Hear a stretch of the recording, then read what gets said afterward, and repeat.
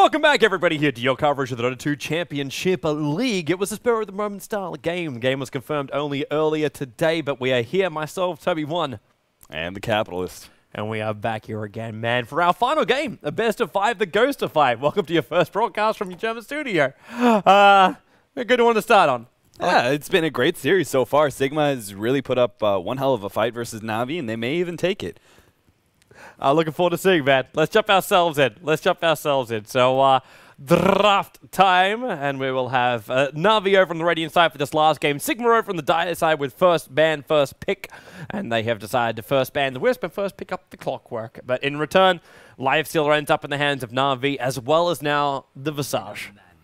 Yeah, at the same time, though, they get the Venomancer. So either way, they were going to get a strong support out of the pool, and they get one of the best offlaners, if not the best offlaner in the current meta. So definitely a really good trade for Sigma. I like the way that they picked up Clockwork for first. I really think he's a good enough hero to be picked up in that, especially with the creep equilibrium changing. That was just such a huge boost to a lot of heroes that did not, a lot of offlaners that didn't have escape mechanisms. The creep equilibrium change was a huge boost for them. And for the ones that do have an escape mechanism, they just had even a better time now. Heroes like Timbersaw became like the best people because it almost gave you your secondary options where you're capable of having like whirling depth as well as like reactive armor, as opposed to having to level up the Timber Tenant off lane and saying I must have an ability that allows me to escape. So yeah, it's definitely changed our entire world of Dota for the better in my mind. Yeah, just as long as they fix Broodmother. And never add in Earth Spirit ever. Not even Fire Spirit either. Both heroes severely broken. Yeah. Let's not even get into that because, every Broodmother game I've gotten into, I've just raged and raged. It's just, that hero's awful. Ice Frog, why you make community rage? Volvo, please fix. Every patch, it feels like he just, every big patch, it feels like he just does something. But he balanced, he balanced so much. I know, it feels like he gives, and he gives and he takes away, right? He balances so much, and you're like, oh, this is beautiful, but then there's just that one glaring thing. You're like, oh, why? At least he's like with all the beta testers, with everybody that goes through these change logs and everything else, as like, how does this even get through?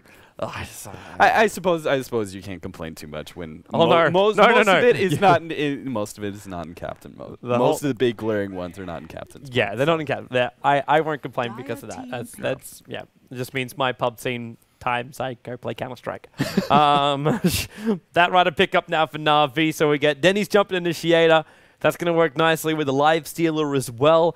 Already got the Visage with a huge amount of stuns, and well, battling up against the Clockwork's not going to be as amazing for the Bat Rider. But again, this is puppy drafting for the strength in lanes, not the strength in the overall. Like, if they win their lanes right now, they've got a Lifestealer. It's already pretty easy to win the lanes.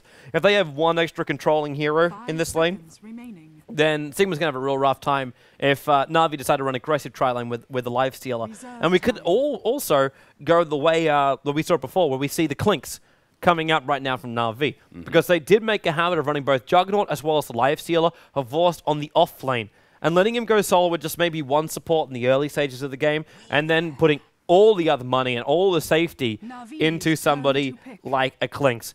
That is just becoming a hell of a lot harder with the Weaver pickup. Weaver, the direct counter almost to the way the Lifestealer is able to lane. So Lifestealer has to make a choice right now if he just is even happy of going up to that top lane, or even abandon him from the very, very start. Don't pick up a jungler and put him in the jungle from the very, very start, which is an old classic kind of NaVi thing. You know, this is something that I was a little bit surprised if I was in Navi's position. I'd much rather ban out the Weaver over the Luna, right? Like, I definitely understand the Beastmaster. It was a great pickup by Sigma. Sigma utilized it really, really well, so it goes to show how viable it can be versus the Lifestealer. perfect. Ban that out. But then Luna ban over the Weaver. In my mind, I'd much rather deal with the Luna, especially since, like you said, there are options for Lifestealer. You don't necessarily have to go for the hard carry and farm up, and all of a sudden you've got this giant Luna. You can go things like aggressive tri-lane and go some other great heroes, like Clinkz is a great hero versus Luna. If you're safe lane farming and you're going aggressive tri-lane versus Luna, shut down Luna's farm, delay the BKB, and get a faster Orchid up on Clinkz. Great hero versus Luna. But that being said, now you have to deal with the Weaver. It's a really hard hero to draft up against. At the very least, they do have Batrider. So they do have that really solid lockdown versus a Weaver. If they're able to get that fast blink up on Navi, on the Batrider, they should have a decently good counter to it. But still, in my mind, Weaver is just the more powerful hero in general versus Lifestealer. No surprise though, Navi picks up the Enchantress. Again, securing themselves some decent late game while also really early game push and that sort of thing. Yeah. As it's the early game, and it's also like the early game pressure to go into the mid game. We could always talk about Weaver being a great pickup against Lifestealer, but if Weaver gets no farm, well, it's nice really knowing you, Weaver. Yeah, or if Weaver in like picking up Lincolns at the same time that Navi is like 5-manning into your tier 2s and they're not breaking apart. Like, what does a Weaver do against that? If the team fight never breaks, a Weaver is only sitting on the outside pecking at the opponent, but is never actually able to secure kills because all it takes is Navi as a unit just turning and fighting the Weaver every single time he Shukuchi's down and he tries to get some auto attacks off. So as long as Navi stays grouped up, that is one option. In the mid games, they could just push down towers, or they can be very, very aggressive, like you said, and put a lot of pressure on ganking the Weaver. That being said, Abaddon is picked up by Sigma. No surprise, Batrider is on the other team, and it's one of their favorite supports. So I'm going to put my money a little bit more on the mid-game pushes coming out from Navi, just because it can be a little risky using a Batrider and ganking so heavily versus an Abaddon. Mm-hmm. How much would you bet on the... No, I wouldn't even bet on that.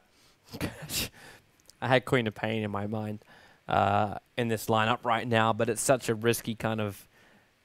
The Sigma can just shrug off everything he's going to be doing with a straight heal in from the Abaddon. In fact, that Abaddon is really just a thorn in everyone's sides.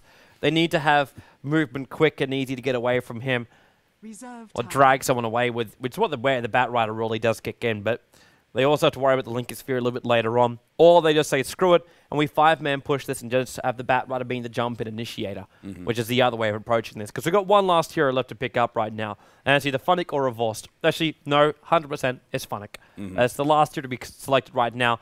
Ganking up the Weaver is not as easy with the Clinkz, even though his damage in the later portions can be great.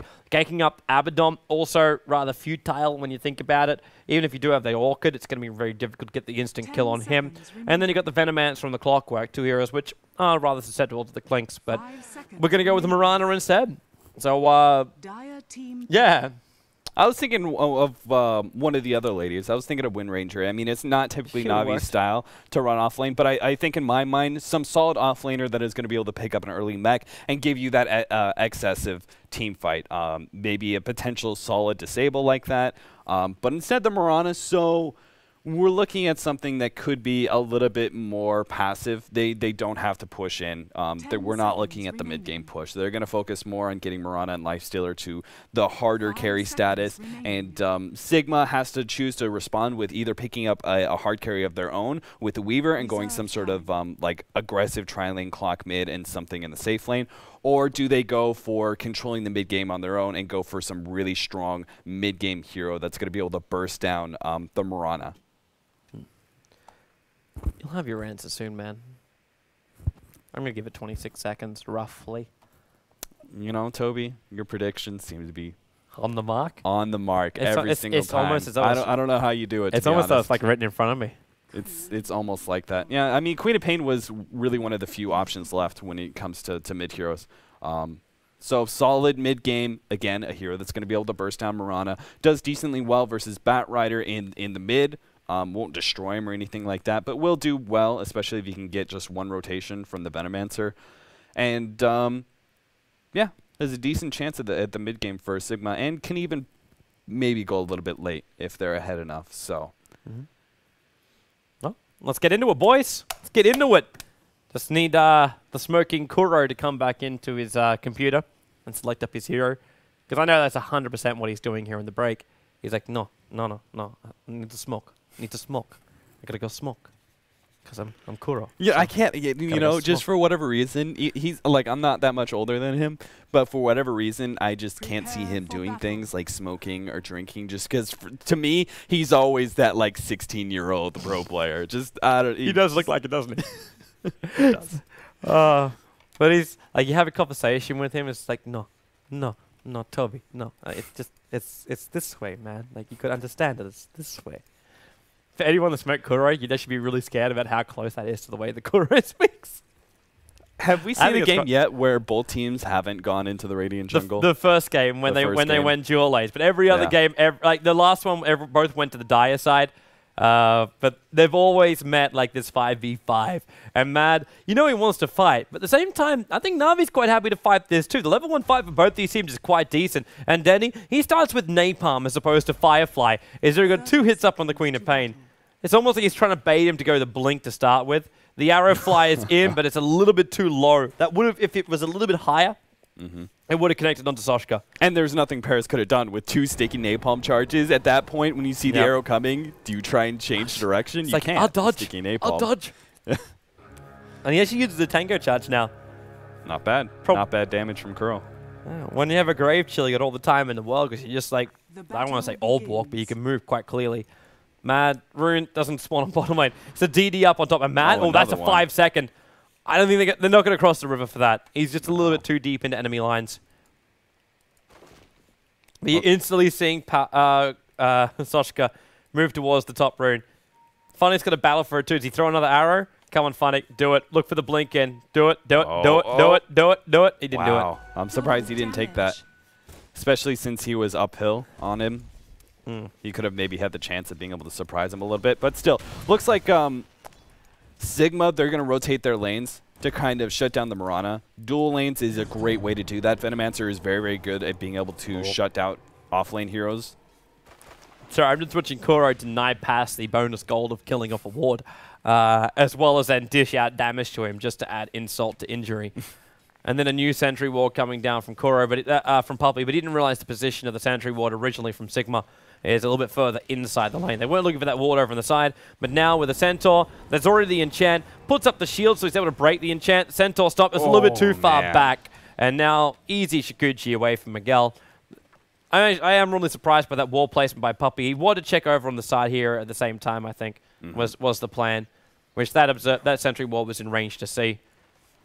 Yeah, he wants to make sure there isn't vision to be able to see him rotate in with the Enchantress. So, still, this is interesting. Sigma is placing a lot of importance on the Queen of Pain here. This is like one of those farming Queen of Pains, but also really good versus Mirana. He's in trouble. Yep. Look at that slow. He's 116 movement speed. He's got no mana. He's got no level for leap anyway. He's just like stands on the stairs. That's what happens when you get level 1 arrow and you're an off-lane Mirana. They knew. Like Venomancer was like, I'm just gonna keep him out of lane, and he'll never pick up level 2. Like as long as Mad is sitting in front of the creep wave, there should be no reason that Funnick ever gets any CS. He's doing the smart thing here. He's actually going to try and pick up some of the experience from the Wildkin. He misses it. Should point out, 1, that he's going to pick up a haste rune, and 2, this is after he killed off Fader in the middle lane. So he knows now it's 1 for 1. He managed to get that kill on Fader right underneath this tier 1 tower as well. And that's still with just Napalm as well as Firefly. And now Dendy, well, he's already going to put the Firefly down. He possibly could have remained in there and just took the damage from Fader so the arrow would connect. But looks like Dendy doesn't trust his teammate to get the arrow right. I don't like this. This is such a fresh thing coming out from Sigma. It feels like they're going to win most of their lanes. Like it feels like they're going to win a majority. But they're not at the moment. Like right now, if we start checking out our lanes, it's Havors who's 13 for 4 up against a Weaver who's 6 for 1. So already Miguel is behind on the CS on this bottom lane, and that's running a dual lane as well. Like this rotation's coming over from Kuro and Puppy, and they're going to look for another kill. Miguel's already got the shield up on him, which means Pass doesn't have another one to land. There goes your Hellbear Clap. There's going to be an enchant as well. I'm hearing an open wounds a little bit further down. Soul Assumption. They got Pass as well. Miguel's in the corner, and Havorst, he will die to the initial attack from Miguel. He's got Shikuchi in a moment. Kuro's got the Grave Chills. They're going to try and slow him down, which means Kuro can get himself around the tree line in time. He's got no charges up in the Soul Assumption, but the Hellbear moving in. There's already going to be the shield coming off. The Clamp already goes too, and Miguel's going to try and go on Puppey. The nuke out from LOA. They've got to get this bug off Puppey, and they've got to get it off him now. There we go. It's off him. And where was the other kills? That was in middle. Venomancer rotated over, got the slow off on Dendi. And Dendi, he tried to Firefly, he got cogsed in by Clockwork, tried to Firefly over it, but he got hit by 2 different cog charges as he was going through. So it actually ended up killing him. So really unfortunate, but Toby, it looks like Sigma's going to win all of their lanes. We'll see. We'll see, man. We'll see. Right now, I'm pretty sure Quaff is having possibly the best time of his life. So I'll definitely agree with you. That lane is won, hands down. But I'm still not seeing enough farm into a Weaver to justify a win. Not for Miguel. Like, he's got 1 kill, that's great. But I'm still not feeling the magic from him just yet. He's still 300, 400 net worth behind 4 minutes in from most of the carries. That's true, but they're placing a lot more pressure on Paris. They really want him to be the main farmer here, and they put him in the easiest lane possible. Funnick is non-existent. In fact, he's extra farm, is really what it is. I'm surprised Funnick's not doing his little... well, it wasn't G League. It was the Alienware Cup thing, like the ancient area where you just basically clean off the tree line in here and then just attack. They didn't like there was nothing that was modified for that, did they? I don't think so. Well, at least nothing that I've read in the patch notes. Again, I'm gonna blame it on Germany if I. I just blame it on Germany. Everything's blamed on Germany. And good rotation bottom. He needs to Grave Chill. He's already been hit by the Gale. He's trying to do as much damage as he can before he dies, but the problem is he's attacking the hero who had the Abaddon shield on him. So he pops the Soul Assumption, and then no damage is done. In fact, he just cops it all back again to his face. And of course, there's no survivability on this bottom lane. Like, he's fighting up against both Plague Wards as well as basically this creep wave pushing him onto the tier 1 tower. While in the middle lane, Fader, Flame Break. That Tornado's not making life easy. Clockwork is just a point-blank range hook shot. Solid some damage by Visage. Kuro now goes 2-1 on the board. And Pass couldn't help him. He TP'd in, but there's just no mana left in the tank. Yeah. Good rotation. They really needed something like that to shut down the Clockwork before Clockwork starts getting really big with hook shot and rotating around. They know they just can't really do anything about this because the way the lane's shaped out, Sigma stomps all over Funnick, so he can't do anything, and then leaves the lane once Paris is so far ahead that, again, like, Funnick still can't get close to the lane. He's 1v1, but he's half the level of this Queen of Pain, so he can never come forward anyway.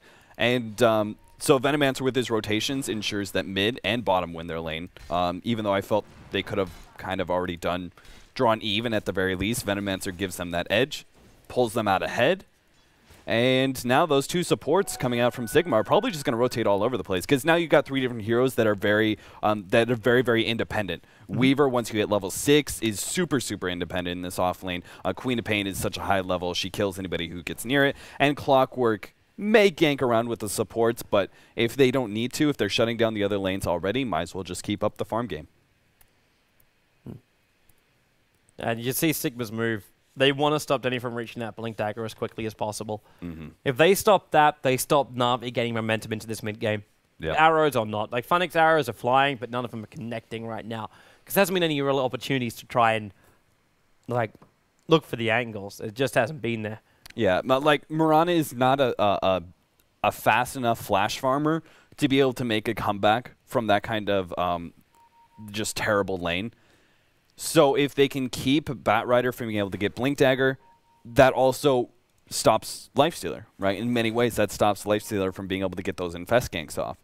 So they are simultaneously shutting down 2 different heroes. They're killing Navi's options. Pretty much if they get a kill here on Dendi, Navi's only options is just playing extremely passive and farming. And Sigma is going to be able to take a lot of tier 1s off of that because tier 1s at that point aren't worth defending because you know just Queen of Pain is going to clean up everybody. If you try and force a team fight around a tier 1, it's going to go terribly. So Navi, I really feel like they have a lot of ground, even though it doesn't seem like the gold and experience graph really say that. I feel that Sigma is very far ahead here. Yeah, I have the same feeling as you, man. I really feel like their movement, their items, their levels, everything is basically coming in better into this middle portion of the game. I say middle portion. We're still got to remember we're only 6.5 minutes into this game. It just feels long with all the pauses. Yeah, it feels a little bit longer. Not to mention it's also the full best of 5 that we're doing tonight. That's true. Like, these guys have already been playing for 4 hours and now 12 minutes, coming past the official starting time, which we're actually a little bit late, so technically we just say 4 hours. I'll tell you what, Toby. Well, I think I'm walking into work tomorrow. Yeah, I do not want to come in here at 9 in the morning. Yeah, unfortunately, when we got Cap up, he's in one of the apartments, which is right opposite our CEO. So our CEO drives him in at 9 a.m. in the morning. But yeah, I guess we'll work out a Google map for you to get you in here before you find your own. Just be holding papers while I walk. Take left at this. Okay, because I don't have a cell phone, right? I don't have a cell phone. Not until tomorrow. GPS. So. Well, you have a phone, but your contract for the German contract. Yeah. I don't really want to pay for that data. Yeah, it'll be fine. It'll be fine once the company hooks you up. It'll all be good, man. You'll be all good. You'll be okay, Cap. The only problem is when you walk around. You guys gonna be like at like noon tomorrow. You're gonna be like, where's Cap at? And I'm just gonna be like huddled under some bridge somewhere in Germany. I don't know where I am. Google Maps failed me. And it's like I tried to ask a German for help, but all of a sudden he spoke German. I didn't know what to do. Toby said most of them speak English. He lied. Well, most of them speak a level of English. And that giant storm coming in as well. Yeah. For those who don't know, we are meant to be streaming out tomorrow night for the semi-final. So the winner of this plays up against Speed Gaming is meant to happen tomorrow night. And then the schedule for the grand final, which is Alliance versus the winner of that match. Unknown date for when it's going to start. But yeah, we're meant to be streaming tomorrow night. And it's meant to be the worst storm in 50 years to hit Berlin is coming in tomorrow. It's possible it may even start tonight on the way home. So yeah, that's perfect. Perfect. That's what I'm gonna be stuck in when I'm lost in Germany. This giant storm is just gonna come along and. Yeah. So for those guys in Germany, this is your weather warning system. Please remove any loose objects which are around your house and store them quite securely in a locked area and close all your windows so you don't blow up your computers with the rain that comes through the window. Suggestion number 1. The tips are for survival. The first thing, it's like, oh, storm's coming into Australia. Grab the computer, put it on top of the desk. That should be your next YouTube show, Toby. PSAs with Toby. How to survive a storm in Australia? Well, there is this one thing called a flash flood. If that happens in your neighborhood, get onto your roof. Normally, you wouldn't say go into the outdoors in a flash flood, but it's actually the best place you could be. Or, if you have enough of a warning, get your ass away from your house to a high ground. Chat trivia. This is a good thing. Well done, Nahaz. 2 players are within one... Hang on, wait. Within one game of each other, 35 and 36 wins for the most career wins as Batrider in Pro Dota 2. Name them. S4 Dendy. Yeah, I mean, you're picking the teams with the highest win rates. Yep. Way to go, Toby. So I go with that one. Dick move. Dick move. What do you say dick move? I play with the percentages. The other, well, that's okay. I can't clown on you because I do the same thing with the Dota Lounge. You know. How often does Ferrari play Batrider? Because that would be another name I'd toss into the pool. Who else would you add into that list? Like the 3 most popular mids. Fader, he's played Batrider, but he didn't I wouldn't expect him to have an insanely high win rate or even that many games with it. Yeah, for me personally, I don't think it's Bulba. Can we forget Bulba? Because I'm also thinking about his off-lane periods as well. Because we should also look and think about that, the off-lane Batriders. S4 and Scandal is one of the guys in the chat. Can't really forget about Scandal. Team Empire used to play Batrider every single frickin' day. Yeah, they possibly could. So I think Scandal's actually a really good choice. But I don't think Team Empire have won enough games to say he's got the highest. That was my thoughts for Liquid as well. So you got your Bone7. His name got put forward. But I know he experimented a lot with Batrider, but I don't think he played enough games to justify the top 2 slots. Yeah. Especially with being rather experimental, sometimes it like fell on its ass. I don't even know if he's got 30 games in as Batrider in professional. So a couple of guys are claiming mushy. One of the guys said YYF. Oh, nice. S4 well and done, Scandal. sir. Well done, sir. We give him props. Bulba is in 3rd position, and Dendy actually has a horrible ranking with him. Only Bulba a 15-10. Yeah, he's 35 games in as Batrider. I'm really surprised. More than I expected. Well, it probably would have been through that. Hang on, is that through this current patch? I assume it is. I assume all our stats are from this patch. But it's, because if it's the old one, I'd be like, oh, offlane Batrider. Well done, Bulba. Well done, Bulba. Do we know what the pause is for, by the way? Sound issues. Sound issues. So, yeah. Life be hard. Oh, there you go. S4, yeah, okay. He's 11-3 and 9-1 in 6.79. So it was counting all the other previous matches, which makes a lot more sense. Yeah, I wasn't really sure about Dendy, just because I don't think Dendy's win rate. Nahaz, what's Dendy's win rate on Bat? Are we talking for this current patch, or are you talking for either one? Either one. Either one? If you hey, Nahaz, if you can hook me up with both. 15-10 overall. Yeah, I didn't really think his win rate was that amazing compared to his other mids. Like, obviously, 15-10, that's still a great win rate, but compared to his other mids. I'm just happy having a 50-50 in pubs. With any hero. We draw a ranger every game. Hey, don't you be knocking my Drow Ranger. I have a very good, like, as far as like hero successes, Drow Ranger is number 2. In Diretide? In Diretide it worked. Boom! It worked very well in Diretide, thank you very much.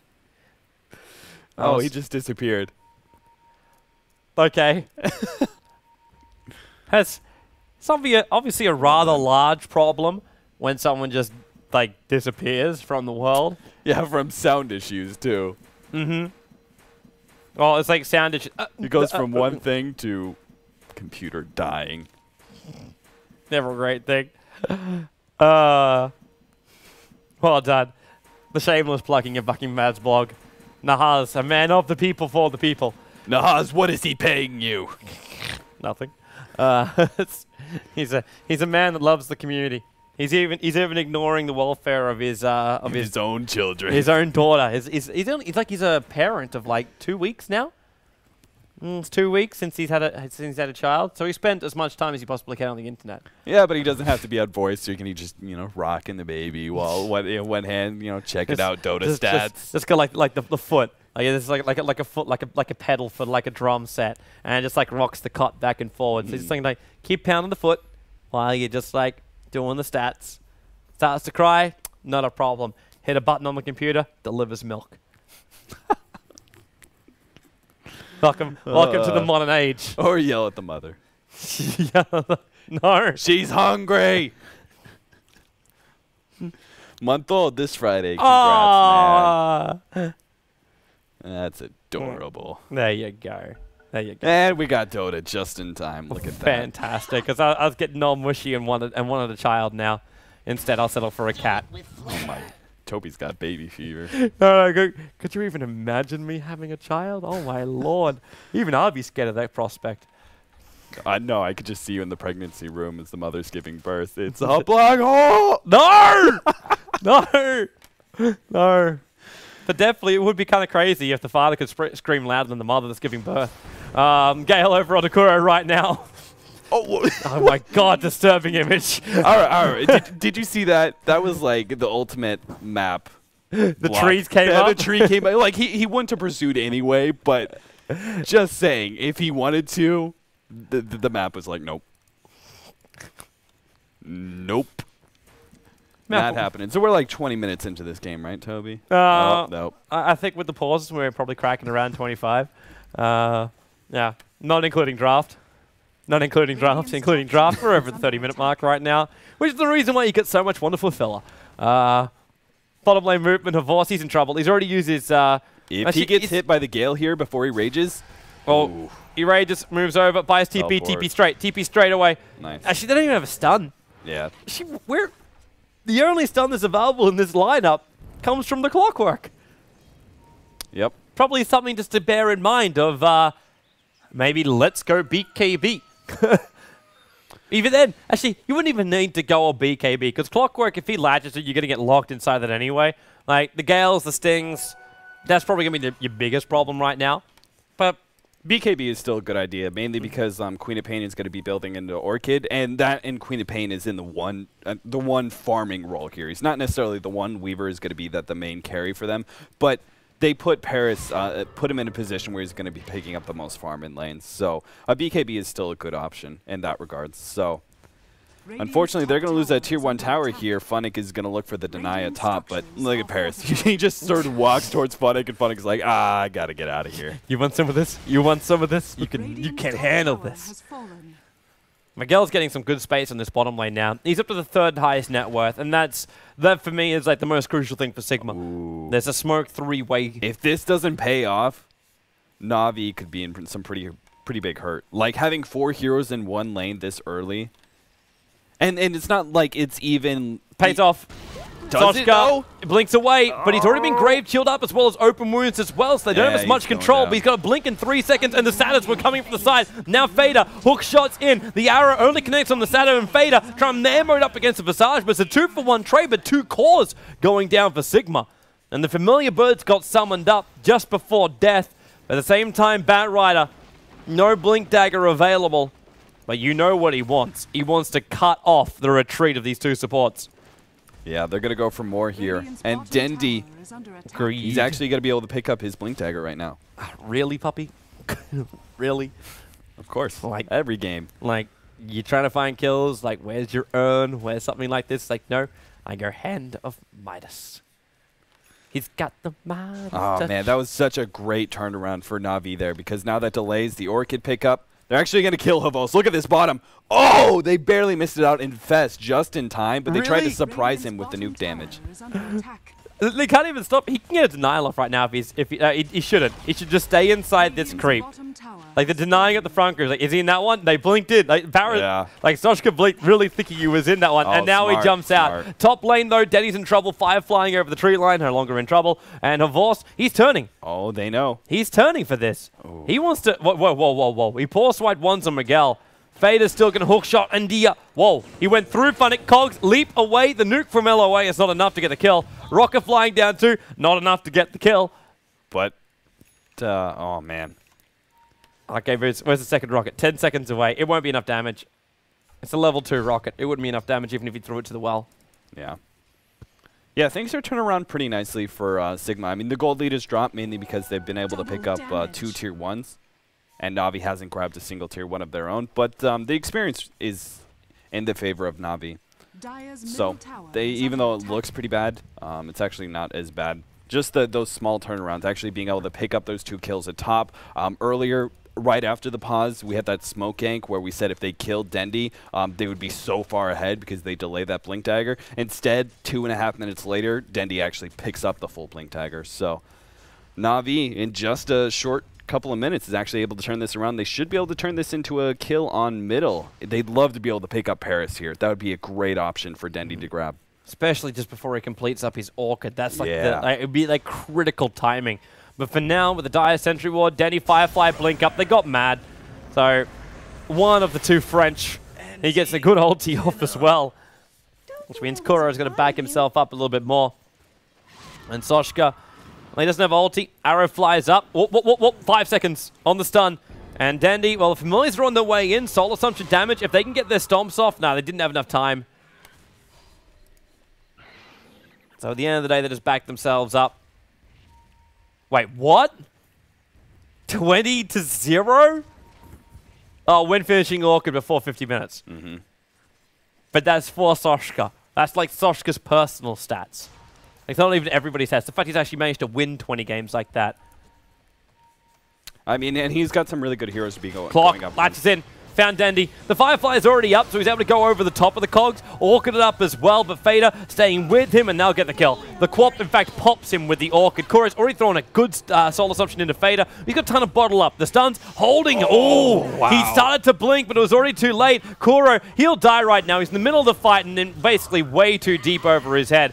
At the same time, everyone else is too. Avos mops up the Venomance from the back end of play. He's still got the Infest possibility, and that's the reason why you see that that Hellbear should stay in nice and close so Avos can use it if he needs to, because Miguel's right behind him, but Miguel doesn't really have enough damage just yet to be part of these fights, and with the arrow flying up, if that range creep wasn't there, Miguel was in trouble. Range creep, diving on the grenade.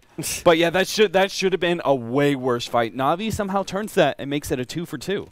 With a haste rune and everything going down, the biggest thing is that Quap was unable to get anything off. Anything. But yeah, that's Quap overall. Middle lane push is now coming in from Sigma. Get ready to fight again, boys. The Armlet's currently turned off for Avos, but you know he's ready to run in.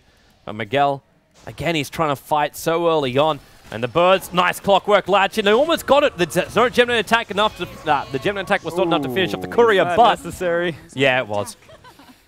Really? Yeah. They had the Orchid off on him. Didn't they? Everything is necessary to kill Avos. I guess so. Yeah. Avos is just that manly. Well, they're going to be able to pick up a tier 1 off of that. Again, more of a gold lead. And that's sort of that gold lead that they can hold on to with this sort of team. They've got the mid game, I feel, pretty under control. If they stay grouped up, there's not much fear from the Batrider. Mirana is going to be so long before he is viable. I think if they just kind of group up, as soon as they get their basic items and push in, there should be nothing stopping them from taking tier 2s and just growing that gold lead more and more and more. They just really need Lincolns on Weaver is the big thing, I feel. Orchid's already up on Queen of Pain, so they can do like a 4-man roaming squad. Man, you are a dick. Oh, did he take it away from Paris? He took the illusion rune. Sasha was like, oh, I'll just bubble charge and then just get my life back up again, and I'll take this rune. And then Matt's like, nope, mine. It's smart, though. Matt's going to start setting up for an early rush. Because with already the big tier 1s taken, and they could roll around as a 4-man death squad, which may or may not be successful, here's something that they know will work. They can take Roshan. They've got the map control that they know they can do it pretty easily, and they're still doing... Pretty much, they're gaining a good golden experience advantage by grouping up as 4-man and letting Weaver farm. It's the same idea as roaming around as 4 as ganking, but it's a safer strategy overall. Well, I'm just wondering how great the trade's going to be. Like, I know you're taking Roshan, that's obviously a great trade, but still, even with that fight in the middle lane when they lost to Horst, Puppey had solo experience and solo farm on the bottom lane, while Funnick was getting the same up on the top lane. There's just a lot of money coming into, as well as experience coming into Na'Vi. Like, Roshan now goes down, but look at the experience graph, man. The change over that last fight, even with the pickoffs going the way of Sigma, the experience goes up to 2,000 gold. 2,000 the way of Na'Vi. It's not even the way of Sigma, it's the way of Na'Vi. And then on the other side of things, you get the gold going the way of Sigma, but all of that is just the tower gold as well. So once these towers start getting claimed up by Na'Vi, a lot of the gold comes back again. Yeah, and that's the big thing, is that would have been worth it. I feel Roche would have been worth it if they immediately teleported top and stopped any more damage on the tier 1. Well, they're going to try and fight right now. Team fight. Here comes the TPs, but the familiar birds have taken out the tower already. So Visage will take this one. Soshka, he is inside that Invis rune right now, but he's lost all the heroes. Like, everyone's back again. Avos almost back inside of his base. And Mirana, welcome to our next on Who Has the Hand of Midas. And it's going to be Mirana. Yeah, this is really unfortunate. I mean, my whole entire idea for Sigma was just them being able to take that tier 1 gold and make sure that they stayed ahead by never letting Na'Vi. They don't have amazing split pushers, right? They don't have something like a Furion that really is easily able to trade you. So if they just 5-man around when they're taking these tier 2s, they should be able to successfully keep Na'Vi only taking trading maybe 1, maybe 2 tier 1s, and they're taking tier 2s in exchange. They should stay ahead. That was pretty much a free tier 1 that I felt that they gave away just by not immediately teleporting to it after the Roshan. I mean, it's doubtful that Navi's really going to try and force that fight with 3 or 4 teleports on a tower, especially when you have Aegis on that team. I think it'd be just too risky of a team fight in general to take. But still, I mean, they're about to pick up the Lincolns up on Miguel. So that's a good ad in just a couple of minutes. That's going to be very, very crucial for Na'Vi, is whether or not they can gank this Weaver before the Lincolns is up. Well, actually, even then, like, I think the crucial point, like, isn't just like when Na'Vi's able to gank him up before the Lincolns, but it's on the other end of the thing, on the other end of the scale, saying, can Miguel actually get farm after he's got his Lincolns? Because I still always judge the Weaver by a 25 to 28 minute mark when he gets a damage dealing item. At that point, I say, fantastic, now the Weaver's really part of the game. Like, what does he do before that? Like, he was running around during the fight in the middle lane, couple of gem attacks. He couldn't even kill off a courier. Like, this is just, I don't feel the effectiveness of the Weaver until he does hit that first damage dealing item, be it a Desolator or be it a Chrysalis or be it whatever he's looking to build into. Yeah, in my mind, looking at this draft, especially this draft in particular, but just being able to get the Lincolns before 20 minutes, there should be nothing stopping Miguel from being able to pick up those items, right? Especially if the rest of his team is pressuring tier 2s. He may even join them for some of those pushes.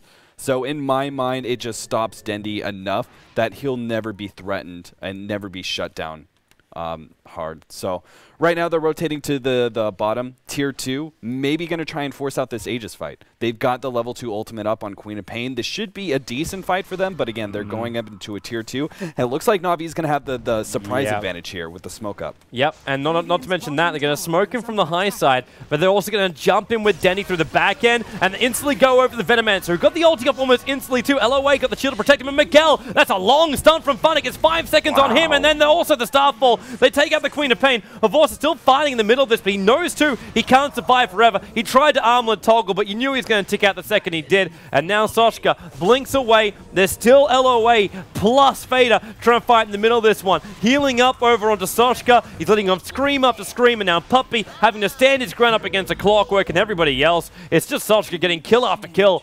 And Sigma, they're going to roll into this tier 2 tower in the bottom lane. And they're already looking to try and force out a GG call out from NaVi, because they are looking just on the hunt. Soshka blinks in, Orchid over on Funnick. He can't chase it any deeper than that, though. This is exactly what I wanted from Sigma. They forced a really good team fight there. NaVi, they knew they had to take something, right? They couldn't just give up tier 2s for nothing. They didn't have enough split push to be able to trade. So they said, we have to take this team fight. We can't just let them take towers. Otherwise, they're going to snowball heavily against us. So they did the very best they could in this situation. Unfortunately, Veda had a really good reaction there. The moment that the Lifestealer popped out and raged up and started attacking the supports, Veda hit the hook shot, which was so huge because it meant the supports lived through the rest of the team fight. Yep. Even though Miguel went down, like you said, he's not much damage, right? So the Queen of Pain having the Aegis is that much better. So really smart decision making by Sigma. They've really just been playing great Dota, but they always, like, so many people always underestimated this team. Time and time again. They didn't really have themselves a great time at ESWC, only being able to place up third in that competition. Things just went wrong for them there.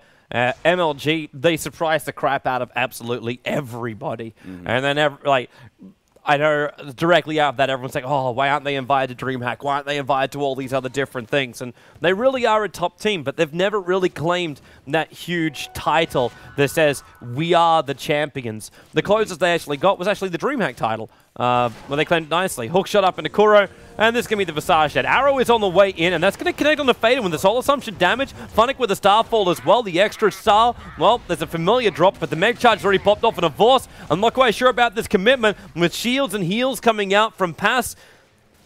He's diving in very deep for this. The cogs go down. I think he's just trying to prep for the familiars to finish the job. And now Pass, he's overstayed his own welcome. Venomancer coming back into this fight. He's got his ulti available. Oh, no. The ulti going off from the Abaddon, and he's in a lot of trouble. In fact, he's going to die right now. At the same time, well, where's that Clockwork? He's running back to base.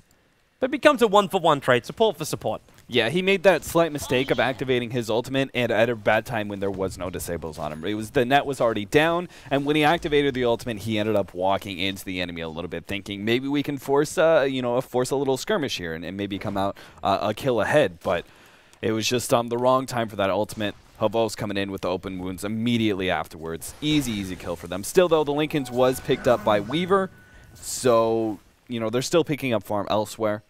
It's not terribly bad for Sigma. The big thing was that Clockwork was able to survive. Oh. Kuro's looking to jump into middle lane. Now that Denny's got his 4-star. And look at Puppy bottom. Easy kill for them. Orchid again with Clockwork on the hook in. All right, this is just becoming just like easy snipe outs. And we do ask ourselves the question, what has this Hand of Midas done for Funnick late? He has drums. Whoopity-doo-dah. Lifestealer had that as well. They're looking for the jump in towards the middle, but with the Lincoln Sphere over on Weaver, it's not a place that anybody wants to go into. Like, the Orchid's already on Denny. 4-star. Oh, he gets himself out of range of the Quap ulti now. Might still consider jumping back in again with the lasso, but he used his own 4-star, which is not making him this easy.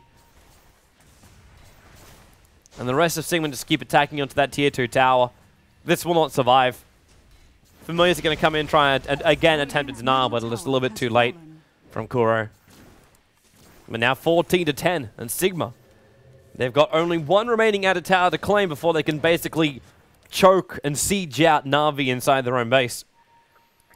Yep, the big thing is if they can pick up that last tier 2, they're basically just jump starting Weaver's second item, right? He's already halfway to what is presumably going to be a Desolator.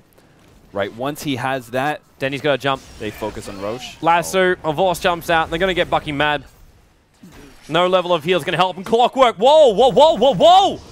That was a little bit too deep. He went right onto Puppy, which was in front of Dandy in the middle of 4 different heroes. And now Fader's going to go down here, or maybe he won't. Arrow flies up. Oh, it was in front of Fader. And Pass kept giving him heals. The shields are up as well. And Vorce wants to keep fighting. The Starfall drops from funding. They finally get the kill, but they're taking so much damage to do so. And Abaddon, where's the stun? Where's the damage? The Soul Assumptions. He's got 3. He's got arrows. He's got 2 different arrows in the Soul Assumption flying his way. All right. One will connect and the other will disjoint. But they didn't have enough damage to finish him off. Still, though, that Clockwork, that was really unfortunate. He was aiming for Dendy, right? He was aiming for the Batrider, I'm presuming, when I looked over, and he just missed and hit a hero behind him. Yes. Wow. That's super unfortunate. Great pickoff, though. Grabbing the Clockwork. It's what NaVi needs. They need the small things. They just need to be able to delay this game for the Midas to start being effective for Mirana. And this is one of the few cases I'm okay with a Midas on Mirana, because they put Funnick in a situation where he's not going to be able to pick up any farm anyway. Once you've shut Mirana down in a lane, there's not much mid-game to talk about for Mirana. She's a decent utility with the Moonlight Shadow. She can throw in some arrows and that sort of thing. But you might as well, if you're going to commit, you might as well just commit to being useless, right? Yeah. You're like, okay, I'm not doing any physical damage. We could just rely on my abilities. I'll get some extra experience from Midas, and we'll just focus on me getting to some actual late-game items via Midas. Kuro's about to shed a tear. He doesn't want to resummon his familiars right now. But he needs them because Roshan's being done by Sigma. But they can't even fight this. No. They really can't fight this. If they jump in on top of Sigma, they'll lose their entire life points. They're going to keep on fighting their farm on the off lanes and just delaying Sigma out. They want Sigma to try and come high ground against them, because that's going to be the best place for NaVi to fight. But fighting up against an Aegis or the Immortal, it's not something you really want to do. But on the bright side, you're not going up against a Desolator yet. What was the timer I put on it? 25 to 26. Mm-hmm. Right now, Weaver is sitting with Mithril Hammer as well as Deso Recipe. And he needs 600 gold, 1,600 gold, and he's sitting at 250. Not too bad. It's not a fantastic timing for a Weaver, but considering the lane they force him to do, it's a decent timing, hence the 28-minute mark. Yeah, he's got decent CS. He was picked up once in a team fight that went their way. That was definitely worth the trade. So once they pick up this tier 2, the Desolator won't be far behind. It's still crazy that NaVi have the experience advantage. Yeah. It's 2.75k going their way right now. It's still crazy they're able to hold that. You know what we need? What do we need? We need a stat that shows current sprees. Yes. Since with the new meta, how important spree gold is, if we could have just a list of just like none, and then like, you know, Wicked Sick or something, you know, you could kind of see how much, where some of these heroes are at and exactly how much gold NaVi can return. That was in Warcraft 3. Was it? Yeah, the stat was in Warcraft 3. When you dropped down, it told you how many times this hero killed this hero. Oh. And it also told you the longest spree and the current spree. Mm-hmm. I remember that now. Yeah. Actually, originally when TI1 was coming up, and I was asked, what stats do I want? And I said, everything which was on the Warcraft 3 list. And they're like, yeah, here's a screenshot. Give me everything that's on there. 3 years later. Nope. Well, actually, not 3 years later. Almost 2.5 years later. Avos has a decent amount of farm, though. I mean, you can look at Mirana and say there's nothing there, but he's got Basher, Armlet, and Drums up on Lifestealer at least. They just need those Soshka? pickoffs. 4-star from Denny. He already had the Firefly up, so he still would have been able to escape from that one, but just the potential of being nuked down.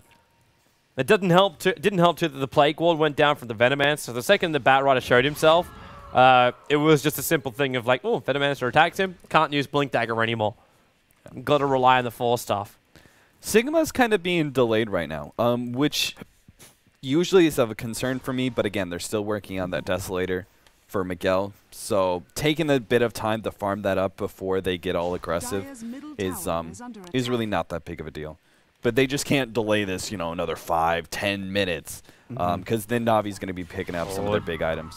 Orchid already used on Denny. Able to blink away before the attack from Quap was able to connect. Well played. Some quick reflex. I think that was a double tap too. Yeah. If like for example, if Havos gets Abyssal, that's actually pretty scary. Being able to have that instant lockdown against a Queen of Pain. If Dendi jumps in, grabs a hero, Lifestealer pops out, eats him up, kills that hero, goes for an Abyssal on the next. Havos is dead. He's up here with it. He's gonna rage TP out. Nothing can cancel it. It's a full rotation from Sigma coming in. If Fader was anywhere closer than that, if he also had like a level 3 ulti, he'd be like, yeah, my jump time. This is like, I'm going to put it this way, they're being like map kited. Like it's not like individually kiting around heroes, they're just kiting around the whole entire Sigma team, keeping them from being able to achieve anything of importance. Tier 2 still up, they're going to go for it now though. They're finally going to pick that up. Miguel's going to be able to fly out his Desolator right now. And maybe they can force Aegis fight. It's a trade-off. Like, if Vorce is taking out the Tier 1 tower in mid, there's no fortification for Sigma. Like, they look for the Tier 3 tower right now. It's actually a really good time, because Bat Rider's got his Firefly on cooldown. Funnick is pushing into the Tier 1 tower in the bottom lane. There's fortification available for the Radiant side, so they got time to TP themselves back in here again. But you'll look at this and just say, okay, pretty sure right now, Na'Vi just won on the trade-off. Forcing Miguel back. Puppy gets attacked a little bit. The Gale's already flowing out from Mad. So he gets to go on cooldown a little bit longer. But Na'Vi just were able to take out almost. Like, their bottom tower hasn't gone down just yet. Havos is still farming inside the jungle. Look at the golden experience graph while this is going on. Yeah. The experience graph is now shooting up to 4,000. This is what happens when you commit so many players into one lane and you don't achieve anything. The Desolator is in here for the Weaver. That's a great thing for Sigma. But the arrow flies up 5 seconds on the Weaver. That's another staller. Havos just keeps farming. He's coming over here to take the bottom tower. You know what's really sad is if that Miguel had his Desolator like 30 seconds earlier, this Tier 3 tower would practically be dead. Yep. Because they had so much time hitting the tower, but unfortunately Weaver just didn't have any damage. Now he does, but all of Na'Vi is sitting there, and you have to push up against... Ooh. That's a crazy jump, especially when you've got your Queen of Pain already 5 seconds stunned up. Yeah, I think they're feeling the pressure, though. They really feel the need to go. Denny! He's orchid! 4 staffs away. Mirana ult, he's going to be triggered. Wants to get him away to safety. There's a sentry ward down. Havos just pushed his tower, man.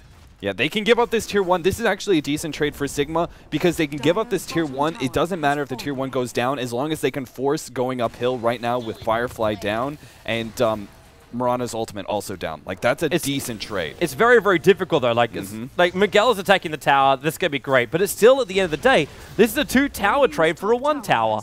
And now Na'Vi might try and pick up the stragglers. Then he's got Firefly in 1 second time. Yep, here we go. Leap up, arrow flies, Mad connects. Oh, no. That's a 3 seconds on the stun. The Impetus keeps flying out as well from Puppy. But then Veno, Quap ulti, flies out, but Laurie Lifestealer with the Infest pop back, kills at the Venomancer. Aegis will trigger as well. The buyback came out from the Veno, but he's a long way away. In fact, he's just defending the bottom lane. Soshka blinks down Orchid. Denny should go down right now. In fact, he does do so, but again, the Impetus goes to work, leap in, point blank range arrow, and actually went through him! What the crap? Ice Frog fix! Pass is going to be out of here too. There's no extra stun. Oh my god. What is with the arrow just evading bodies? It's like it goes straight between the legs and out the other side. The shield from Pos gave Paris just enough health to be able to live through that. That was insane. A really big part of that team fight for Sigma. That was a really bad team fight for Sigma. Because they lost so much, but it was okay as long as they were able to finally force a fight at the base. Like, he can give up so much gold as long as you're able to actually get racks off of it. And because they didn't, now Havos is really far ahead. Like, he was able to pick up Abyssal and still have another 1,100 gold after that. And it still has a lot of farming time before Sigma can threaten that top lane again. So they're actually going to be able to get their next set of items before Sigma can regroup and go again. In fact, Sigma, they may even be discouraged enough. Yeah. Oh, did they on? Yeah, just flow on the career. Okay, I was just about to say maybe they wait for Side Device. But if he died then, that would have been so different. Oh, that would have been huge. So different. And how many? I'm pretty sure I'm not the only one that's played a pub game where the Mirana arrow has gone through a body. Well, part of it is there are a lot of times that graphical glitch where it looks right, but it's not quite. Yeah. Oh, Fada, can he get this?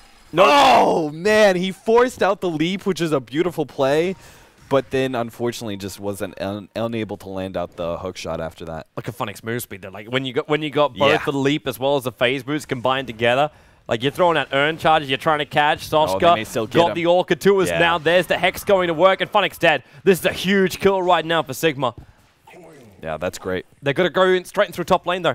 It's 38 seconds until Roshan spawns, and this is a dangerous time to try and push in. Because if this fight goes wrong, the potential to not only lose the fight, but lose the next Roshan, which will be Aegis and Cheese, that's a dangerous, dangerous game to play. But there's no Mirana, there's no arrows. That 5 seconds done really worked well for NaVi in the last game. There is a buyback. There is a buyback. In fact, it now has to be used. There should be a backup by Sigma. They force a buyback. The Mirana ulti was used almost instantly, and Dendi, he's looking for a jump. They've still got the problem with that Lincoln Sphere, and Dendi, BKB will pop. Havos jumps out, but Dendi almost melted. The arrow connects on the Abaddon, which means they don't have their shield. Miguel, the Familiars kept the stun going. He now buybacks and time lapses back into the fight. So now he can fight once again with Havos. He's trying to bash him down. The Abyssal Blade going to work. Miguel almost dead again. He doesn't have time lapse anymore. Havos goes down. He did get a bash on that one. It's a triple kill for Miguel. It's a double kill for Havos. Funnick with no life points whatsoever. The Venomancer tick out kills him off. And Sigma's able to retreat back out of here. Wow. But again, they do not take this Rax on the top. NaVi be fighting for Sigma. They also be fighting bloody well. They did. I mean, that was a beautiful play, right? The moment they saw buyback and the Moonlight Shadow was popped, they backed away, threw down cogs, which is a great idea when you're backing away like that. But then they also went up the ramp and forced NaVi to go through that small clutch area of the ramp and then forced the team fight on top of that. It made NaVi group up quite a bit. Paris had some beautiful plays there, being able to kite around the heroes that forced Mirana to leap in aggressively, which is something you never want to do as a Mirana unless you're hugely farmed. And it forced the Mirana to jump in aggressively to actually finish off the kill and got him dead as well. So it was still a great team fight for Sigma. Unfortunately, the game is drawing out, and NaVi, it's to NaVi's advantage. Even though Sigma can take this late game and still come out on top, they can go 55 minutes, 75 minutes in and still come out on top. NaVi is beginning to make more of a comeback in gold and their items in general. See, that's the funny thing. Like, before the fight, they were doing really good. After the fight, they just lost about 5,000 worth of experience. Yeah. And as far as gold goes, Sigma, like, they were starting to lose control of that. Like, it went back to 3.5k. NaVi didn't really want that fight in the manner it happened. Roche is up too. This is what I was talking about. Like, you lose the fight, and then you got a chance for Roshan. But then he's looking for a pick-off, and he won't find one. The TP happens, and Queen of Pain goes back to base. This is smart. NaVi, they know Roche is up right now. They're going to go for the pick-off. And this is a great area for Batriders to pick heroes. They're going to wait. The rocket's in there from Clockwork. They need the effect to wear off, so the vision was gone for Sigma. I think they'd rather have the pick off than trying to straight do using Roche. Funnick as bait? Yeah, there goes your bugs. Arrow's going to fly up, and if that connects, it doesn't connect on anybody. If that was a 5 second stun out in Venomancer, it would be very, very different. The Gale connects on both Funnick as well as over on Dendi. BKB's going to save you from that, little sucker. But Sigma's most definitely looking for an open. Look at Fada's just running off to the side. He's got a level 3 hook, and he's looking for a clear line of fire. Boom! There it goes. Yeah, at the same time, Invis Rune is going to be picked up, looks like, by Kuro. I don't know, Mirana just left it there. Yeah, I got it. Lol. All right. Well, I mean, they're going to split up like that. You know immediately what Sigma's going to do with the dire advantage with Roshan. They're immediately going to go into the Roche pit, and with that Tessellator, they can clear through it really, really quickly. Like, going all the way to top lane was pretty risky by NaVi because now they lose control of Roche. Yeah. There it goes. Aegis as well as Cheese. Cheese will go to the Queen of Pain, Clockwork. Hearing an attempted latch. Doesn't really go anywhere. But Aegis over on the Weaver. I'm still not feeling the damage output from Miguel. I'm still not feeling it, man. We're now 37 minutes in. He's 5-3, 2,500 gold on him. So he's got the money to start the damage shielding, but unspent money doesn't give you any kind of advantage apart from maybe a buyback. Like, that's the... Whoops. Sorry, camera. It's the only thing you can do. Morana's also in a little bit of trouble. He just leaped into the tree line, but he's got no man to TP out here. And Soshka, oh, wow. He saw him through the crevice. The bugs will latch, and Funnick is dead. He doesn't have buyback. It's on cooldown for now. He's got the money, but it's on cooldown. Ooh, the only ones really with bad. It's only Sigma players with buyback. NaVi either have it on cooldown or they're short of money or both. Yeah, that's really, really bad. I don't know. I mean, it's almost worth it at this point, NaVi, just to push this game out late. Instead of making the deciding factor happen right here, right now, push this game out by giving up a Rax. I don't know if they can, man. I mean, it might be their best option. Without Morana in the team fight at all, and without buyback on Lifestealer, if they lose this team fight, the game's over. True. Flame Brace at least going to try and delay them. They use the fortification. Not for the range Rax at least, but they may use it for the melee. Lavor's still inside. Yeah, there goes your fortification. Puppy's coming back in again with the tornado. So you're right. They're going to let the tier 1 the top tower go and fight with the Morana in the mid. But Miguel's still moving through these towers rather quickly. Like the tornado's going to slow him down. Faye's going to battery assault to kill off that Wild Wing, or to stop that Wild Wing. Just the mini Sunny I was looking for. And Denny, now's the jump in. Dragging Soshka back. Soul Assumption, they've got him. The familiar drops down. He never got the cheese off of Miguel. He got locked in with his own cogs. Fader as well. It's a horrible, horrible choke point right now for Sigma. They've lost 4. And now pass. Those impediments start flying Miguel into it as well. And look at the range on that. He has to time lift himself back almost inside the base where he's going to pick up the gem so they cannot see him. Dropping his TP scroll so he can do so. Puppy will not be able to chase him out that way. But they just went through Aegis, as well as through 3 of the players from Sigma. You're right, Cap. And they forced a buyback. They forced a buyback. This is beautiful. That's the kind of all-in move, right? You get really nervous. You're Rax down all of a sudden. Next thing you know, they're taking tier 3s. NaVi, they're experienced enough to know we can't force that fight at top. We can't even force the fight around the tier 3. We have to let that go. We have to wait until Morana's up because this is our all-in last-ditch move. Yeah. That's it. And now they actually have a chance of being able to come back. That was an amazing team fight. They're still very, very far behind. Sigma can play this very, very patiently if they want and even wait till next Roche. That's how much control they have right now. But it gives NaVi an opening, whereas they'll trying to defend top or something like that is kind of like a suicide run. Yeah. I think Fade's going to have nightmares about those cogs, dude. Like, oh, that man. was like, the cogs position was basically here. And doing that, it forced this narrow choke point that Sigma had to walk through. And when you do that, you make a narrow choke point with Firefly going up, and Lifestealer is just like, well, line him up and let me hit him. It's the worst possible situation you could be in. And they basically got stuck. Oh, 5 seconds on that. I don't think they really want to go up that high, though, because that's in very, very deep. Abba's there, too, so... But that's those moments. Soshka jumps in on Funnick. He's too close again! The mech charge, the mana style. He leaps away. Clockwork! He hooked in from huge range. Now the Shiva's gun is going. Puppy, he needs to get in deeper. The lasso, it's got Soshka again. The Fate is the main target of Revorce. Use the Abyssal Blade. There's 3 of them combined up together, and now they bring down Revorce. It's a 1 for, well, it's actually a 2 for 1 right now. And Puppy locked in the corner. Mad, he'll get the ulti off. Kuro damaging through the rear. He still can't kill off Fader. The shield's protecting him. Finally, the Soul Assumption damage will do the job. But Miguel standing there as the Weaver. He's got all the damage in the world. Puppy is brought back into this fight. Familiars, they look for 1 drop, 2 drops. It buys the space for Dandy to TP himself away to safety. I don't think that matters, though. They've got enough control. With just the Weaver, they should be able to pick up a second Rax, and with 2 Rax down, it's going to be so hard for NaVi to come back. True. They may even lose their bottom as well. Yeah, this is a great position for Sigma. Puppy already now going to be galed up, and he's got Medallion of Courage on him as well. The Sprite's trying to help me, breaks the shield of Miguel, but it's only a little bit away. Blink Lasso, they're dragging Mad back in again. The Rax hasn't gone down just yet. Miguel, though, he's about to finish the job. Familiar, 1 last drop. They pop off the dust. He's still got Timeless Valve. They trigger the Lincoln Sphere as well. They're looking for a little bit more Miguel. They need more sticky napalm up on him, but they won't get it. Milling Rax goes down the mid, so 1.5 Rax, but the important half in the middle, going the way of Team Sigma.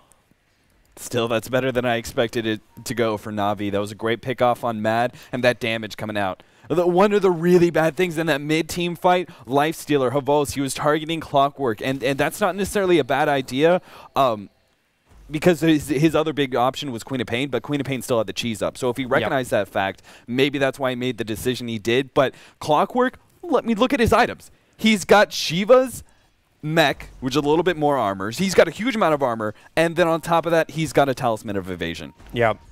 You weren't going to kill him off without a Monkey King bar, basically. No. And the only one who's building into that is Funnick. But every time, like, again, we have another moment where Funnick gets caught out. He got caught out in the top, now he's caught out in the mid. And it's not even like positions where you'd say, well, okay, like, you can understand he's looking for the farm because he knows he needs that Monkey King bar to deal with the butterfly effect, which is coming up on Miguel as well. The courier's flying out his full butterfly. So we have two heroes now with high levels of evasion that the Lifestealer can't directly hit. Like, you got a Vorse trying to build into an Assault Cuirass right now. Puppy, he spots Mad's wards, and in fact now an Observer ward going down as well. Very smart decision by Bucky Mad to move himself back again. But this is just such a rough position for Navi and a fantastic position for Sigma. Like, they couldn't have asked for a better like end to this mid game right now. Navi, they're not going to let Sigma determine the pace of this game. Like, they know their best option here is to be able to maybe see some sort of smoke up if they have one, but at the very least, go for some sort of gank, go for some sort of pickoff. That's how they're going to regain control of this game. It's not going to be just sitting back and waiting for Sigma to choose their fight and come into the base. They need to be able to get aggressive. Right now, they have Havos inside of Dendi with that Infest.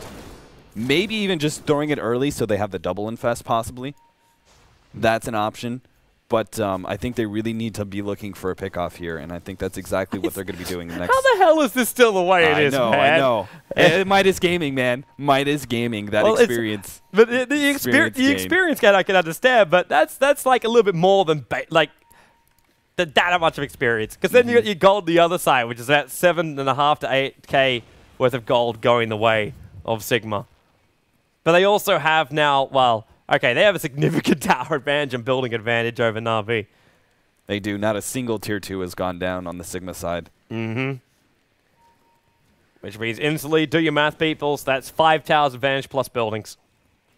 So an easy 6.5 to 7K gold. Yeah, it's just tower gold. Fader caught out. They've got it, but the battery assault's not going to make this easy for him. But with a Vorse and Puppy with the Impetus, they've got a kill finally. So at least that will delay the Heaven's Halberd, which I'm pretty sure was Clockwork's next item he's building into. And it'll delay Sigma's push. True. And now they know for at least a good minute and a half, Sigma's not going to be pushing in that bottom lane. Which is like prep time for Roshan. Exactly.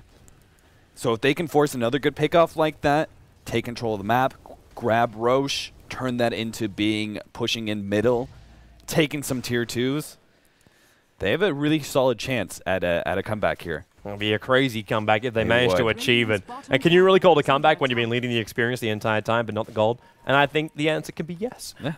Because really, at the end of the day, like golden experience, I keep referring to it just because it's kind of like baffling the mind that Navi is still able to claim that much experience over them.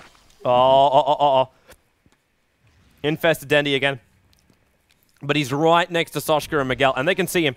He's fireflying to check out something. And now fine pass. Blink in, Orchid, and out comes a Vorse. He's already popped the Abyssal Blade and Queen of Pain. He got the cheese off. He got the cheese off. Then he comes back in again, tries to go for the lasso. Arrow connects on top of pass. So they don't have the shield, but they've lost a Vorse. He'll buy back into this. Miguel, time lapse now. After already using the cheese before, Puppy, his heal won't be enough. Soul Assumption damage is very minimal over there against Paris. But Funnick, he has to back off. Leave Puppy there for dead. BKB will not protect him. Arrow, again, goes under the wing of Queen of Pain. And they use the Mirana ulti to escape out both Kuro as well as Funnick. And now it's a 4v5 situation, but every ulti from Sigma is on cooldown for the moment. And the cheese had to be expended, so we won't see a double cheese push from Sigma. But the question is, does Sigma have enough balls to go in with just the Enchantress down? Oh, yeah, I mean, absolutely. For me, Enchantress is one of the big damage dealers that you can't really deal with accurately because you're trying to deal with so many of the other heroes. You're trying to put down Funnick. You're trying to put down Dendi before he gets off Lasso. You're trying to do all those sort of things, so... All in, Kovorst! There it is. He already bought back! It's done. This could be it. No buyback. It could be over. Dendi gets back inside the base, but Soshka follows him in. Another scream. It's a double kill for him. This does feel like a good gear. But the bottom tier 3 tower, look at it go. Look at it go. Even Mirana, she bought out for this fight. She bought a Monkey King bar, so she was ready to fight through the evasion. But this will be a full Raxing. The mid's already completely gone. There goes your bottom melee and your bottom range. It's Mega Creeps. It's Sigma with the momentum. 5 euros inside the base. Avor's getting caught out at the last point. Opens up the base of NaVi. And will look like they'll eliminate them from the tournament, actually, that NaVi and virtus.pro are the ones that are hosting. We'll remove out both those favorites. Alliance is waiting in the grand final.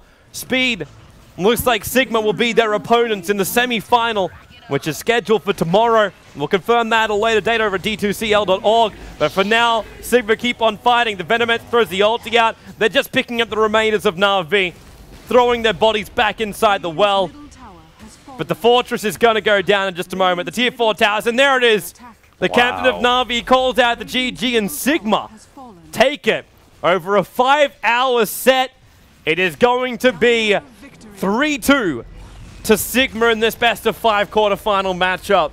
NaVi are fully eliminated from the D2CL. Unbelievable, man. That was just an amazing game. What a best of 5 series. Sigma just playing their hearts out, man. In this last game, they just systematically kind of used their advantage. They saw the timing. I think that was one of the big things, is Sigma really utilized their timing there. They played passive when they needed to be able to pick up Lincolns. They took down towers at the right times. You know, I kept calling for them to, you know, group up and take towers, but they did it on their own times, and it worked out brilliantly. NaVi just, they could never get a hold of the game. It felt like Sigma was constantly pushing them, and even though NaVi had a couple of good comebacks, a couple of good team fights where they were able to actually do pull the game maybe within their grasp, Sigma immediately knocked it back down. Amazing play by them.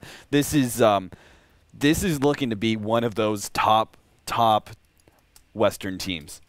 Like, I would have put them, maybe you can put them top 15 before MLG and before the recent tournaments, but now after this, they're easily top 10, maybe even top 5. Yeah. Amazing. And they're looking good. They're playing well. And road to TI4. Road to TI4 on the way. I think I'm pretty sure they got that secured. Like, after that game, after all these, I mean, if they could just secure themselves a final. Nothing is ever secured inside of Dota 2, because we're still sitting here. We're here in December, and all the qualifications and everything else starts in probably about like 5 to 6 months time from now, and that's an eternity in the world of Dota. You got to wait half a year before that's so much drama to be had before then, you know? Because the Dota community feeds off drama. Stick around, guys. We're not actually going to stop. We're going to keep talking for a little bit longer. Matt's just jumping over to a different computer right now so we can have a bit of a chat. So we'll pick his brain about this matchup and everything else. Wonderful guy as well. Absolutely wonderful guy. I got to cast 2 Starlighter seasons ago with him, which was really, really good fun. And for people out there that do check out his blog, you definitely, like, you've already know what's great, and link it to all your friends, because it really does, like, challenge the mind of a Dota player. Yeah, I mean, that guy is just so knowledgeable and so passionate about Dota. And it really comes out in both of his play and his personality. Man, he's one of these guys too, like, I think he's very similar to like us. We'll take a chill pill and then like not talk about Dota maybe once every 2 years. And Matt is kind of like one of those other kind of guys. Like, so it's like, what do you want to talk about? Let's talk about esports and Dota. Not a problem, man. We're having a good conversation tonight. Yeah, it was really, really good. All right, guys, if you got questions for Matt, spam them to me, TobiWan Dota, over on Twitter. So just throw them over there. We're going to have a very, very short break by the looks of it. Matt does need 5 minutes. So we'll be back here in a couple moments' time. So stay tuned. And, oh, wait, no, he says 30 seconds. No, stay. Don't go anywhere. Don't go anywhere. It's like, give me 5 minutes. Wait, sorry, French translation. That means 30 seconds. He's trying to work with Valve time, you know. 30 seconds equals 5 minutes. Try and do your maths to work out when Half-Life 3 comes out. 4 years. Half-Life 3 confirmed, at least. Way to go, Toby. If we have a release date, then at least it's confirmed. Is that what we're saying? Man, Valve listens to the community. They have to give Half-Life 3 if they listen to the community. I know, it just feels like it's never gonna come. Either way, one thing that has come, man, I gotta say, it's a very Christmassy picture you currently have as your profile on Skype. Merry Christmas. Thanks, man. Christmas is coming. It is, man. Well, it seems like you got your present early. You just eliminated NaVi from their own competition. How do you feel, man? The present is not to lock them out, of course, but it's more us moving on. But it feels great. It was honestly one of the most intense best of 5 I've played. I think maybe the most intense. Was really, really hard series. The drafts were spot on every game. The plays as well, I felt like, at least. Oh, yeah. Well, it's a relief. It was really, really hard series. Man, some of those team fights were like they're pretty full on. Were there moments there like you just like did things go wrong? I don't want to bring it up, but I've got to bring it up. Yeah. How much did you want to slap Fader after he cogged you all? Oh, actually, yeah. That moment was so sad, but.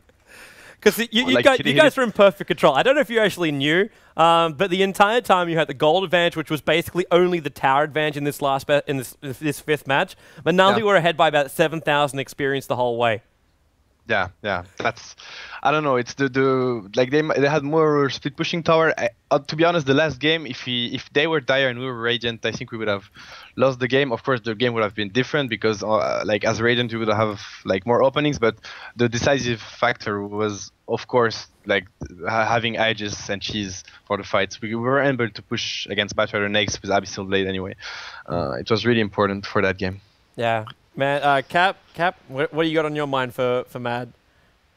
I want to talk about the Mirana. I mean, the Mirana was picked up and went pretty much every single game. To limited success. I felt like you guys, game 4, it went well for you guys, but it felt like that Mirana, especially when it was picked up as the main carry, was not really that successful. What are your thoughts, Mirana, and especially Midas Gaming, right? Quite a few times Midas was picked up on Mirana.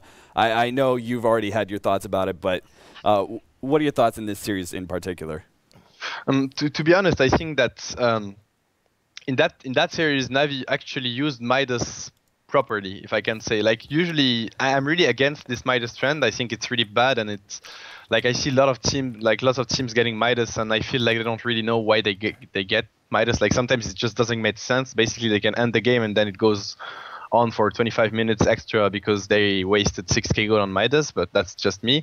I mean, in that case, they knew it would be really hard for us to push towers. I mean, we don't have pushers, we have Weaver, Clockwork, we basically have to dive, and you usually don't want to dive against Snakes, Batrider, it's really hard. And they were always positioned for that. So they got Midas on Ench and Next because they assumed we couldn't force towers. And honestly, it was really hard to do so. We just caught them off guard. We had some really clutch hooks from Vada on the tier 1. That was like, that decided the game, in my opinion.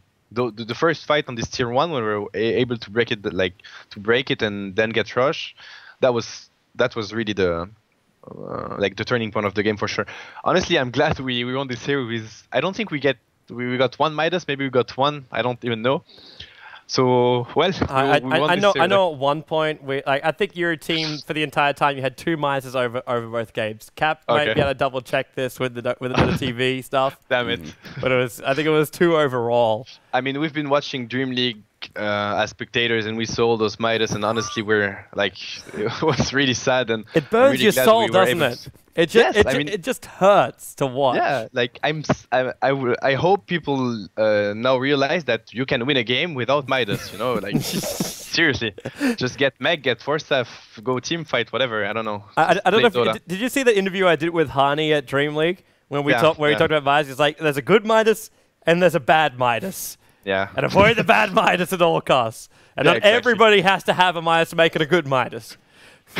Exactly. No, really. I mean, honestly, the Midas usage was fine in this series, I guess. Honestly, but really, what I want to emphasize is the draft. Like, there's so much to say on this aspect. Like the draft from NaVi, I don't think we felt that like we were really out of our comfort zone at some point. We had great drafts as well. We were able to adapt, so that's a really good test for the team. But really, the draft from Puppy was really, really hard to handle, to be honest. Well, was it something, though, like you weren't expecting? Because I know a couple of guys in the chat were saying, hey, NaVi is rather predictable as far as their picks go. I don't think they are. Like, tonight they proved they're not at all. Honestly, personally, I feel like NaVi will always be our main, like like the strongest opponent on the scene, or like regardless of who's doing well and who's not doing well. They have so much versatility when it comes to laning, drafting, the heroes they play, that you can't really, they can adapt. And like one of our main assets is actually this versatility, but against Navi it means nothing because they have the exact same, maybe even better. So Yeah. Matt, I just want to say I love you, first of all, for agreeing with the Midases in that Game 5. But I want to talk about Game 4, actually. Yeah. A really interesting draft, a lot going on there. You guys ended up picking up the Mirana, Abaddon going in the off lane, and you actually ended up having Bounty Hunter farming in the safe lane. What were your thought processes going into that? Because I felt like first of all, it didn't really seem like that was what you were originally going for in the draft. What the end result was kind of interesting, but also the fact that I felt like the laning phase went kind of poorly for pretty much all the games for you guys. I mean, there were, I think, one game that you guys really nailed the early game, but talk about Game 4. Yeah, that's like about the early game. That's really, I'm really glad about our performance tonight, because basically our performance on MLG was like based on us getting a good start and just controlling the game the entire time. And this series was the exact opposite. We lost almost every early game and had to come back against one of the the most nobody team in the scene. So it's really good. It means that whether we win or not the early game, we have a good shot at winning the game. So that means we're getting there, as a team. So but like beside that, okay, the draft for the fourth game, well, to be honest, we gave them Next and Prophet. We know they were like, we knew every pick that happened this game and every ban almost to the last one was called, I'm pretty sure, by both teams, because every time we were like, should we get this hero right now, else they might get it, and then we don't and they insta get it. I mean, the drafts were really spot on from both teams. That's the feeling that I had, but whatever. So we got Bounty because it's a great hero against Next Prophet. It allows you to scout them all the time, so you know what they're up to. It's really hard to gank him as well.